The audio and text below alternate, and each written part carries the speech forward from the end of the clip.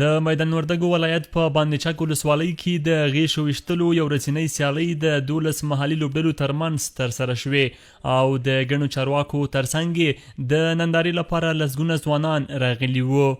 دا لوبې د وردګو ولایت د چک ولسوالۍ په چک ولسوالۍ کې د ژمي په موسم کې ترسره کیږي او په تیر کې هم زموږ دغه لوبې چې وي د پلرونو او د نیکونو نه په سوونو کلونو قدامت لري او اوس هم پلان روانې دي د ژمي په موسم باندې. دغه یو ورځنۍ لوبې د 12 ټیمونو ترمنځ ترسره کیږي. دا لوبې خپلمنځي او دوستانه لوبې دي. د غیشو ویشتلو یو شمېر لوبغاړو د CNG سره په خبرو کې خوشحالي څرګنده کړه او زیاته یې کړه چې سږ کال په لویه کچه د چارواکو او رسنیو په حضور کې د غیشو ویشتلو سیالۍ ترسره کیږي. دوی د اولمپیک له ملي کمیټې غوښتنه کوي چې دغه لوبې دي رسمي شي او مسؤلین دي ورته پاملرنه زیاته کړي.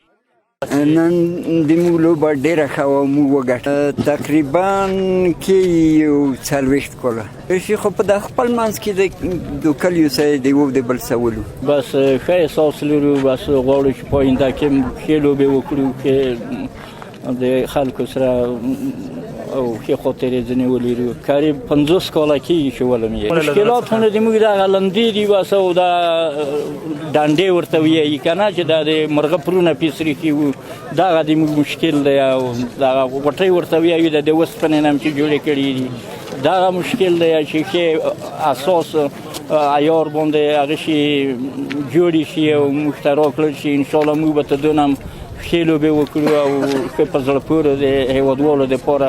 د وردګو ولایت د چک ولسوالۍ د غیشو ویشتلو یا د سیالیو ته د وردګ په شمول د یو شمېر نور ولایتونو خلک هم د نندارې لپاره راغلي وو. دوی خوشحاله وو چې سږ کال د امن په فضا کې داسې لوبې ترسره کیږي. هغه دومره خوشحاله یم چې زه په خپله ضعیف یم، د دې لړزه مې هم سره ژړا راشي چې څومره کې زه دره پرورش وکړم، افتخار وکړم او موږ ټول پرې خوشحاله کېږو.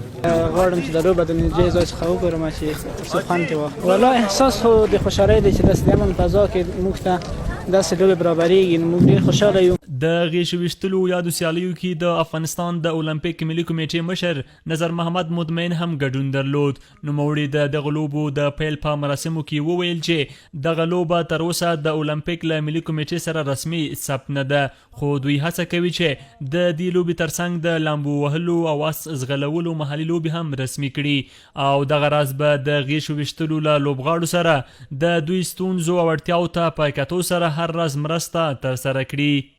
د غیشو ویشتلو لوبه د افغانستان تاریخي لوبه ده، محلي لوبه ده.